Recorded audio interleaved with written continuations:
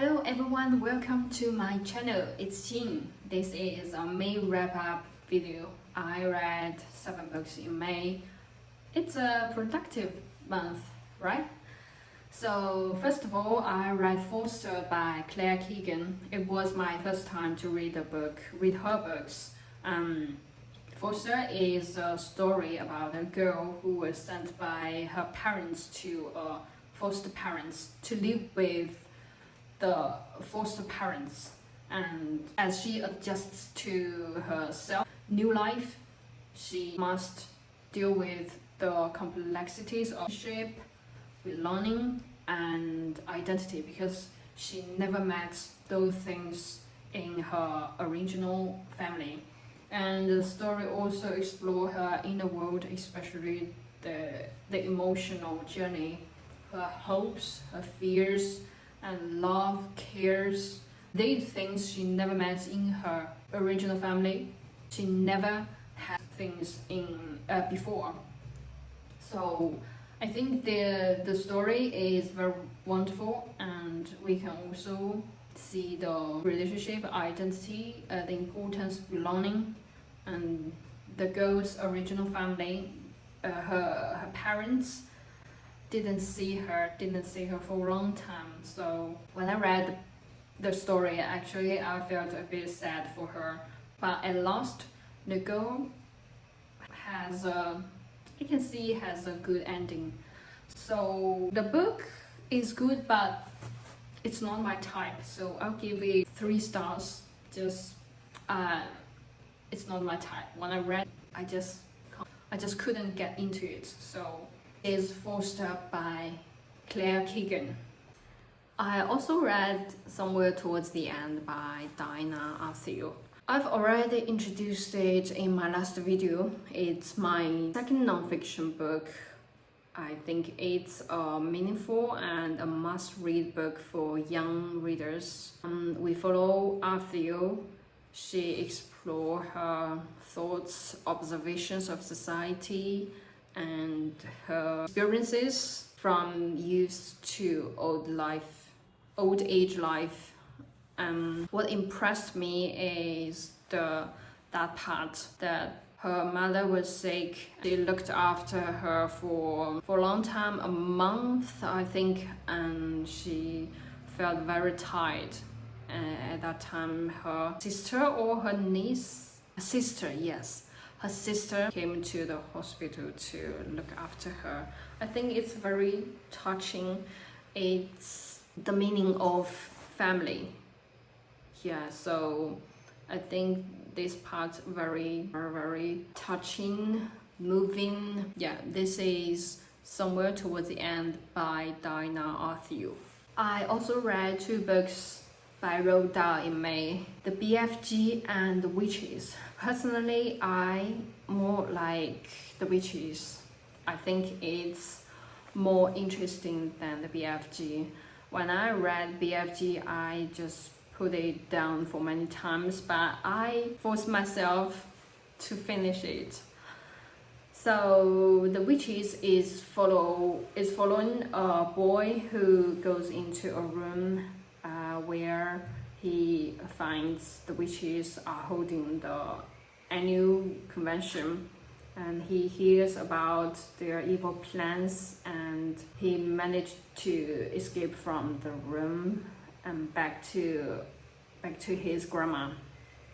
So they two make a plan to stop the witches and also punish them. The story is very simple and very interesting. The pace is just make me don't want to put it down, just want to finish it in time. No matter in an hour or in 2 hours, I just want to finish it at a time. And the BFG is we follow a girl Sufi, and she met a giant. It's called the Big Friendly Giant. So that's why the title of the book called the BFG. And she met the BFG, and they two try to stop the other evil or bad giants to eat human, especially children. So the story is very simple and language are also simple. I know why, maybe it's not my type. I just feel very boring. Unfortunately, I finished it. Yeah, that's The Witches and the BFG by Roald Dahl. And I read the fantasy of Wolf for a Spell by Kara Sutton. And this book was a bit challenging for me, no matter the vocabulary or the grammar. So I think it's a middle grade book. We follow Zima the wolf, who wants to find the witch Baba Yaga's help. And actually Baba Yaga is looking for the wolf because she find a use for wolf's senses.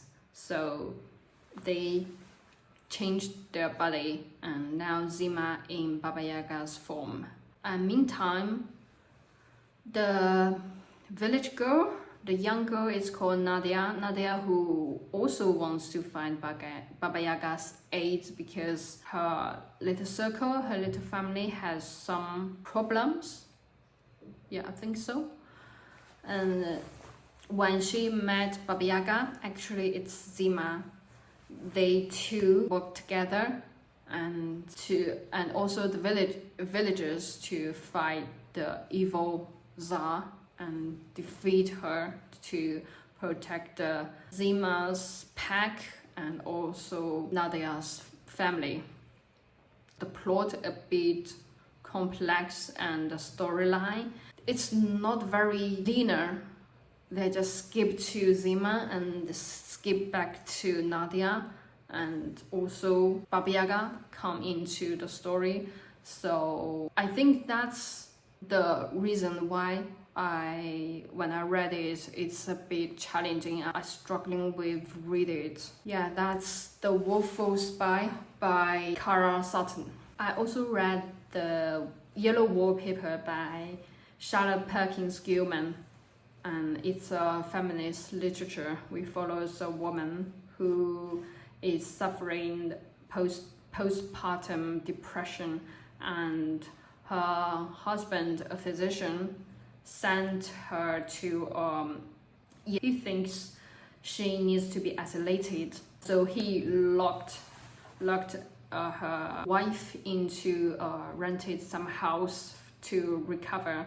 And the house with the yellow wallpaper on walls, which fascinates and finally terrified the woman. But her husband or her family didn't see her, just didn't care her, and finally the woman got into madness.